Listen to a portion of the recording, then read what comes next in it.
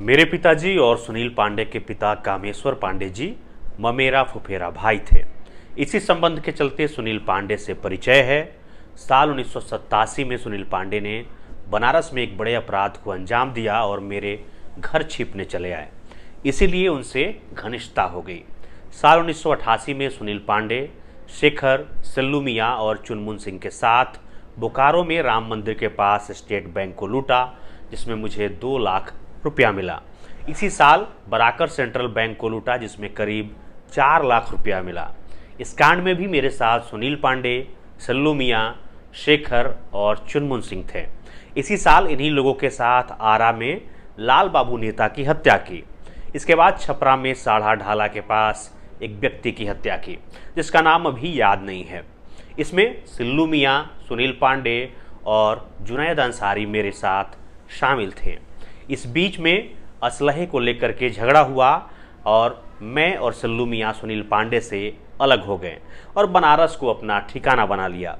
सुनील पांडे ने कुछ वक्त के बाद मेरे पास संदेश भिजवाया कि सिल्लू मियाँ उनकी यानी कि सुनील पांडे की हत्या करना चाहते हैं और मुझसे ये कहकर मदद मांगी कि मेरा उनसे खून का रिश्ता है।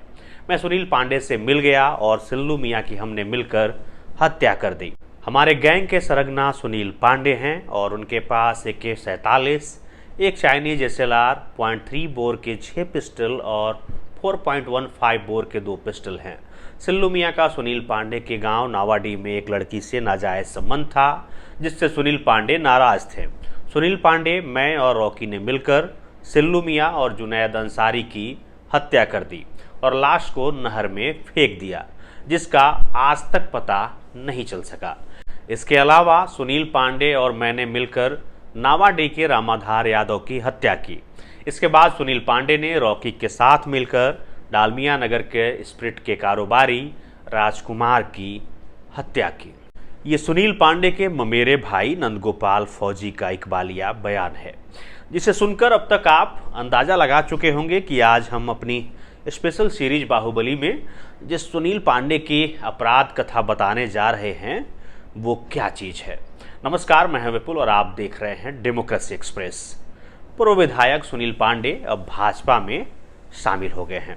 इससे पहले सुनील पांडे समता पार्टी और जदयू से विधायक रहे हैं, लेकिन 2015 में उनकी पत्नी गीता पांडे तरारी से चुनाव हार गई थी। उन्हें सुदामा प्रसाद ने हराया था, जो 2024 में लोकसभा चुनाव में आरा से भाजपा के RK सिंह को हराकर सांसद बने हैं। 2020 में सुदामा प्रसाद ने सुनील पांडे को भी हरा दिया। तब सुनील पांडे निर्दलीय चुनाव लड़े थे। बाद में सुनील पांडे लोजपा पारस गुट के साथ थे, लेकिन अब वे भाजपा में शामिल हो चुके हैं। सुनील पांडे की कहानी पूरी फिल्मी है। कहानी की शुरुआत होती है 1990 के दशक से। रोहतास के नवाडी गांव के रहने वाले कमलेशी पांडे ने इंजीनियरिंग की पढ़ाई की थी, कभी नौकरी नहीं की। जाति से भूमिहार थे। सोन नदी से बालू निकालने के छोटे मोटे ठेके लिया करते थे, जिससे इलाके में दबंग की छवि बनी हुई थी। उनके ही बड़े बेटे हैं नरेंद्र पांडे, जिन्हें लोग सुनील पांडे के नाम से जानते हैं। इंटरमीडिएट करने के बाद सुनील पांडे को उनके पिता ने इंजीनियरिंग की पढ़ाई के लिए बेंगलुरु भेज दिया। कुछ ही दिनों में सुनील का एक लड़के के साथ झगड़ा हो गया। कहा जाता है उस झगड़े के दौरान सुनील पांडे ने उस लड़के को चाकू मार दिया और पढ़ाई लिखाई छोड़कर वापस नावाडी लौट आए और फिर अपने पिता के नक्शे कदम पर चलना शुरू कर दिया। उस दौर में आरा और उसके आसपास एक बाहुबली का नाम चलता था। नाम था सिल्लू मियाँ। उस वक्त बिहार में शहाबुद्दीन की धौस हुआ करती थी। सिल्लू मियाँ शहाबुद्दीन का साथी हुआ करता था। कहा जाता है कि सुनील पांडे ने अपराध जगत में कदम रखने की शुरुआत सिल्लू मियाँ की शागिर्दी में ही की थी और धीरे धीरे करके वो सिल्लू मियाँ के राइट हैंड हो गए। लेकिन वक्त के साथ महत्वाकांक्षाएं बढ़ने लगी। खुद को सिल्लू मियाँ से ऊपर दिखाने की चाहत भी बढ़ने लगी और एक दिन सिल्लू मियाँ की हत्या हो गई। नाम आया सुनील पांडे का, लेकिन सबूत नहीं मिले तो केस भी दर्ज नहीं हुआ। बिहार में 90 का दशक रणवीर सेना का था। इस सेना में खास तौर पर भूमिहार जाति का वर्चस्व था और ब्रह्मेश्वर मुखिया उसके प्रमुख थे। कहा जाता है कि आरा और उसके आसपास के पूरे इलाके में शायद ही कोई भूमिहार घर हो जिसका प्रत्यक्ष और परोक्ष समर्थन रणवीर सेना के साथ न रहा हो। सुनील पांडे और उनका परिवार भी इससे अछूता नहीं रहा। एक वक्त भी आया जब सुनील पांडे को रणवीर सेना का कमांडर माना जाने लगा।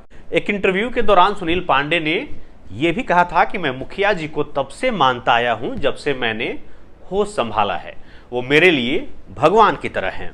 लेकिन सुनील पांडे और परमेश्वर मुखिया के बीच अदावत की एक लंबी कहानी रही है और ये कहानी है वर्चस्व की।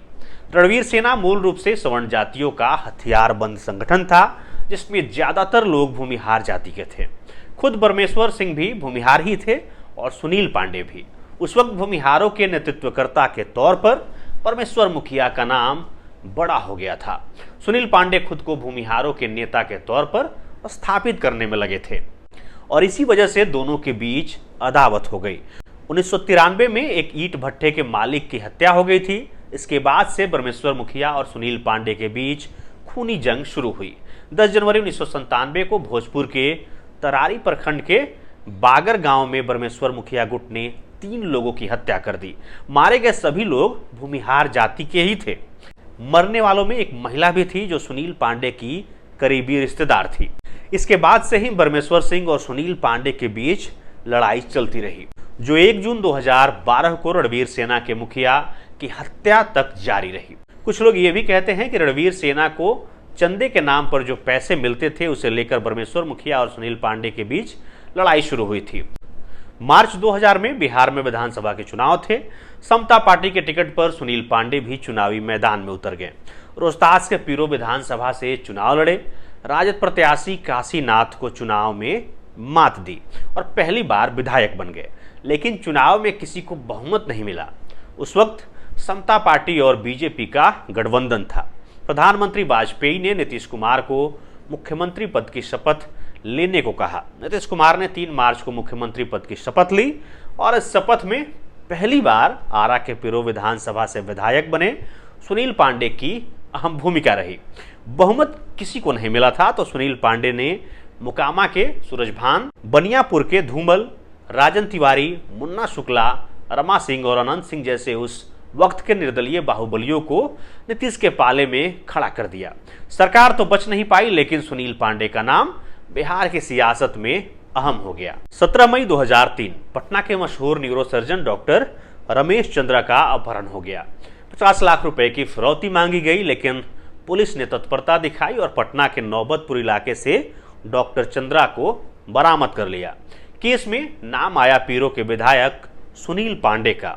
सुनील उस वक्त समता पार्टी के विधायक थे और सरकार आरजेडी की थी। केस दर्ज हुआ, करीब 5 साल तक चला और फिर 2008 में सुनील पांडे को इस अपहरण के मामले में 3 और लोगों के साथ उम्र कैद की सजा हुई। मामला हाईकोर्ट पहुंचा और फिर हाईकोर्ट ने सुनील को इस मामले में बरी कर दिया, लेकिन तब तक सुनील पांडे 2005 में एक बार फिर से जेडीयू के टिकट पर पीरो से लगातार तीसरी बार विधायक बन गए थे, क्योंकि 2005 के फरवरी और नवंबर में 2 बार विधानसभा के चुनाव हुए थे। फरवरी में सुनील पांडे ने राजद कोटे से मंत्री रह चुकी कांति सिंह के पति केशव सिंह को हराया था, जबकि नवंबर में उन्होंने राजद प्रत्याशी त्रिवेणी सिंह को मात दे दी। 28 जून 2006 सुनील पांडे बिहार की राजधानी पटना के सबसे अच्छे होटलों में शुमार मौर्य होटल में रुके थे। अगले दिन सुबह जब वो चेकआउट कर रहे थे तो उन्होंने पैसे देने से मना कर दिया। उन्होंने दावा किया कि होटल के मालिक को उनके दोस्त ने 47 लाख रुपए दिए हैं जो उसने अभी तक लौटाए नहीं हैं। ऐसे में वो होटल के पैसे नहीं देंगे। उस वक्त जब पत्रकारों ने सुनील पांडे से पूछा कि वो पैसे क्यों नहीं दे रहे हैं तो उन्होंने एक टीवी चैनल के कैमरामैन को जान से मारने की धमकी दी। ये पूरा वाकया रिकॉर्ड हो गया और टीवी चैनलों पर चला भी। मजबूर होकर नीतीश कुमार ने सुनील पांडे को पार्टी से बाहर का रास्ता दिखा दिया, लेकिन 2010 में नीतीश कुमार ने एक बार फिर से सुनील पांडे को टिकट दे दिया और इस बार सुनील पांडे पर सबकी नजर चली गई। ऐसा इसलिए क्योंकि सुनील पांडे ने चुनाव आयोग को जो एफिडेविट दिया था उसमें सुनील पांडे पर कुल 23 आपराधिक मुकदमे दर्ज थे, जिसमें लूट, रंगदारी, डकैती, हत्या की कोशिश और अपहरण के भी मामले थे। 1 जून 2012 को रणवीर सेना के मुखिया परमेश्वर सिंह की गोली मारकर हत्या कर दी गई थी। इस मामले में जांच कर रही पुलिस का पहला शक नरेंद्र कुमार पांडे और सुनील पांडे पर गया था। पटना स्थित घर पर छापा मारकर पुलिस ने इनके ड्राइवर को गिरफ्तार किया था। इसके अलावा उनके छोटे भाई और उस वक्त के विधान परिषद में निर्दलीय सदस्य रहे हुलास पांडे को हिरासत में लेकर पूछताछ की थी। 2014 में जब नीतीश कुमार ने एनडीए से अलग होकर के लोकसभा का चुनाव लड़ा तो उनके खाते में सिर्फ 2 सीटें आई। इस हार के बाद जेडीयू से लगातार दूसरी बार विधायक रहे सुनील पांडे ने पार्टी छोड़ दी। कहा कि गठबंधन तोड़ने के बाद मैं ही पहला आदमी था जिसने नीतीश कुमार को आगाह किया था और 2010 के विधानसभा चुनाव में जो जीत मिली थी वो सिर्फ जेडीयू की नहीं थी, इसमें एनडीए भी था। लेकिन नीतीश कुमार ने बात नहीं मानी और एनडीए से अलग हो गए, इसलिए मैंने भी जेडीयू छोड़ दी। 23 जनवरी 2015 आरा के सिविल कोर्ट में एक बम ब्लास्ट हुआ। आत्मघाती हमला था, 2 लोगों की मौत हो गई। इस दौरान कोर्ट से 2 कैदी फरार हो गए, लंबू शर्मा और अखिलेश उपाध्याय। जब केस की तफ्तीश शुरू हुई तो पता चला कि इस धमाके को अंजाम देने वाला लंबू शर्मा ही था, जिसने अपनी फरारी के लिए ये पूरा खेल रचा था। 24 जून 2015 को दिल्ली पुलिस की स्पेशल सेल ने लंबू शर्मा को गिरफ्तार कर लिया। जब उससे पूछताछ हुई तो उसने कई खुलासे किए। पुलिस को दिए गए बयान में लंबू शर्मा ने बताया कि जेल से फरार होने में उसकी मदद सुनील पांडे ने की थी। इसके बाद भोजपुर जिले के एसपी नवीन चंद्र झा ने सुनील पांडे को एसपी ऑफिस में बुलाया। सुनील पांडे पहुंचे तो एसपी नवीन झा ने उन्हें गिरफ्तार कर लिया। आरा बम धमाके में गिरफ्तार किए गए लंबू शर्मा ने कहा कि सुनील पांडे ने मुख्तार अंसारी को मारने के लिए 50 लाख रुपए की सुपारी दी थी। नवंबर 2015 में विधानसभा के चुनाव होने थे। सुनील पांडे अब रामविलास पासवान की पार्टी लोक जनशक्ति पार्टी के नेता थे, विधानसभा का चुनाव लड़ना चाहते थे। वहीं आरा में बीजेपी की ओर से केंद्र में मंत्री थे आरके सिंह, पूर्व आईएएस अधिकारी जिनकी छवि एक सख्त प्रशासक की है। कहा जाता है कि उन्होंने रामविलास पासवान को कहा कि वो सुनील पांडे को टिकट न दें। सुनील को टिकट नहीं मिला, लेकिन उनकी पत्नी को मिल गया। परिसीमन के बाद पीरो से अलग होकर सीट बनी थी तरारी। सुनील पांडे की पत्नी गीता देवी लोजपा से टिकट पर चुनावी मैदान में उतरी। वो विधानसभा चुनाव आरजेडी और जेडीयू ने कांग्रेस के साथ महागठबंधन बनाकर लड़ा था। नतीजा हुआ कि गीता हार गई और जीत मिली माले के सुदामा प्रसाद को। सुनील पांडे की पत्नी गीता का विधायक बनने का ख्वाब पूरा नहीं हो सका। उनके भाई हुलास पांडे भी एमएलसी से पूर्व एमएलसी हो चुके हैं और सुनील पांडे वो तो डॉक्टर सुनील पांडे हैं जिन्होंने अहिंसा पर अपनी पीएचडी की है। रिसर्च आरा के वीर कुंवर सिंह विश्वविद्यालय में इतिहास विभाग के मुखिया रामजी राय की देखरेख में हुई है। जेल में सजा काटने के दौरान उन्होंने पीएचडी का इंटरव्यू भी दिया है। इसके लिए वो हथियारबंद पुलिस वालों के साथ इंटरव्यू टीम के सामने 1 घंटे तक बैठे रहे थे। वो कहते भी थे, मैं नेता हूं जिससे उम्मीद की जाती है कि वो समाज का नेतृत्व करे। मुझे शिक्षित होना ही होगा। मैं जेल में हूं तो क्या हुआ, हमारे बहुत से नेताओं ने जेल में रहते हुए अच्छी किताबें लिखी हैं। सुनील पांडे की ये बात सच है कि हमारे देश में लिखी गई बहुत सी अच्छी किताबें जेल में लिखी गई हैं, लेकिन सुनील पांडे ये भूल गए कि जेल जाने वाले उन लोगों ने किसी का अपहरण नहीं किया था। उन लोगों पर किसी की हत्या करने या लूट का आरोप नहीं था।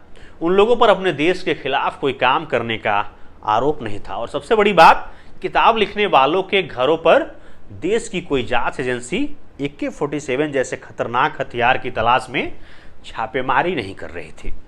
तो ये कुछ कहानियां हैं बाहुबली नेता सुनील पांडे की, जिन्होंने आज भाजपा ज्वाइन कर ली है। शायद भाजपा ज्वाइन करने के बाद सुनील पांडे के जो सारे अपराध हैं वो बीजेपी की वॉशिंग मशीन में धुल जाएंगे।